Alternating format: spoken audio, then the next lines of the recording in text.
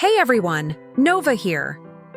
Imagine a space race, but instead of rockets, it's artificial intelligences competing, two superpowers, the United States and China, fighting to build the most powerful AI in the world.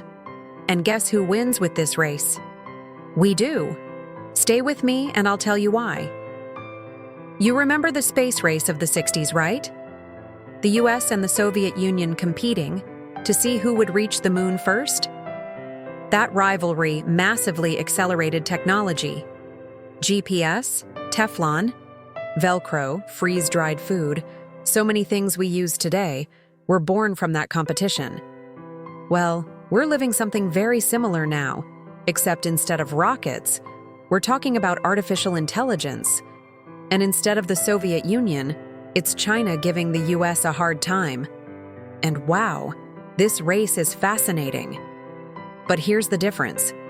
Unlike wars or conflicts, this is a competition that benefits the entire world. The more these two fight, the better the technology becomes for all of us.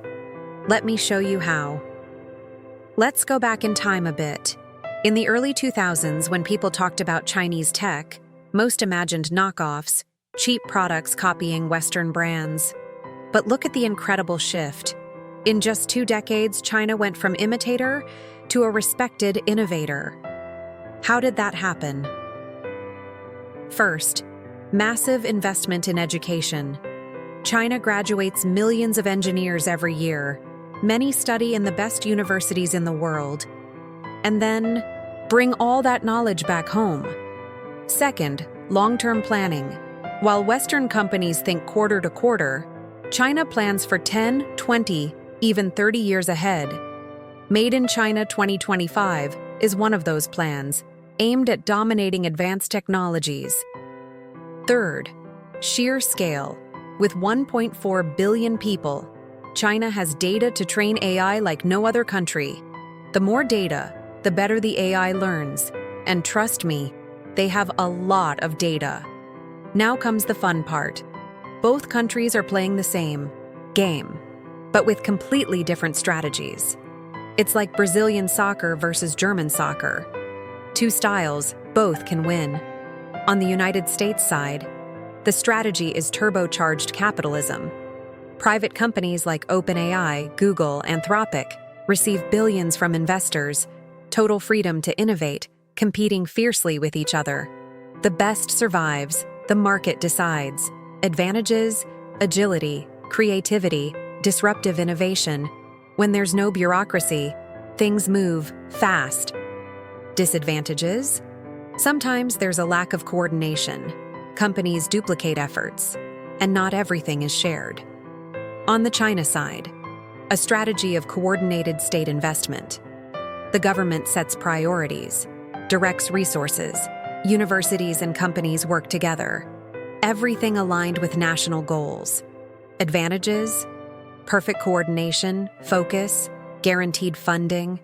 When an entire country rows in the same direction, you can do huge things. Disadvantages? Less. Creative freedom sometimes. More control, less productive chaos. But here's where it gets interesting. It's not that one is winning and the other is losing. Each one leads in different areas, and that creates a fascinating balance. China is light years ahead in facial recognition. They identify people in massive crowds with scary precision. Smart cities, where sensors plus AI optimize traffic, energy, everything. Digital payments, WeChat. Pay alone processes more than Visa plus MasterCard combined. Smart manufacturing, fully automated factories with AI, e-commerce recommendations so good you buy without noticing. China turned AI into everyday infrastructure. The US leads in language models like ChatGPT that understand and generate text incredibly well. Foundational scientific research, publishing the most cited papers, self-driving cars, with Tesla and Waymo leading real-world tests, generative AI, creating images, videos, music, and high-end chips. NVIDIA still dominates the hardware world. The US focuses on AI that amplifies human creativity. But not everything is peaceful. There's a tense side to this race: the tech and trade war.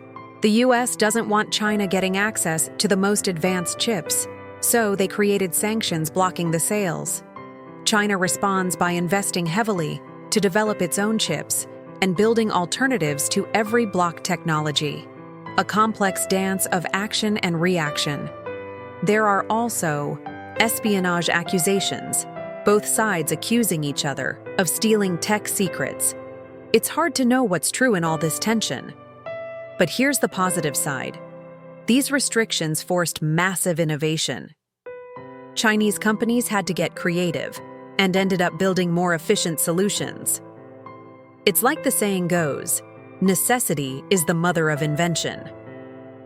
Now you may be wondering, Nova, cool story, but what about Brazil? Excellent question. We have a lot to learn and take advantage of. First, we don't need to pick sides. We can learn from both models, take the best from American capitalism and the best from Chinese long-term planning, create our own Brazilian way of doing AI. Second, this competition lowers prices and democratizes access to technology. The more they fight, the cheaper it becomes for everyone.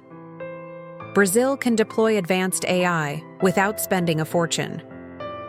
Third, we can focus on our unique problems.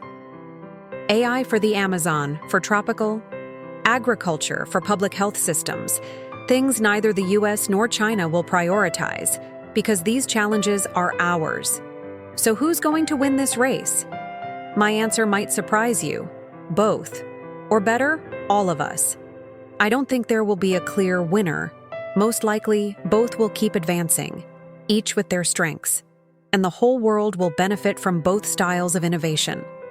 In the next 5 years, we'll see AIs becoming more efficient, cheaper, more accessible, maybe powerful models running on your phone without internet. In the next 10 years, AI will be everywhere: health, education, transportation, in ways we can't even imagine yet. And the US versus China race will have accelerated all of that. The real winner? Humanity. Because healthy competition between giants pushes technology forward at lightning speed. So, what did you think of this tech race? Do you root more for the American model, with private companies competing?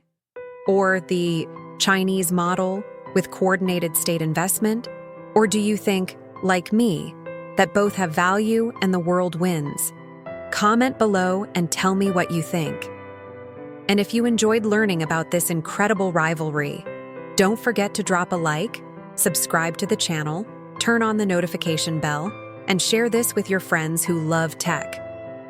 I'm Nova, and remember, the future of technology is being written right now, and it's beautiful to watch. See you in the next